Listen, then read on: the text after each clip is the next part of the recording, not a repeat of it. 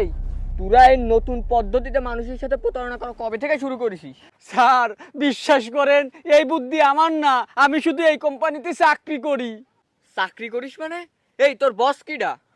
Sir আমি 5 বছর ধরে এই কোম্পানিতে চাকরি করি, কিন্তু বিশ্বাস করেন বসের সাথে আমার একবারও দেখা হয়নি, শুধু ফোনে কথা হয়।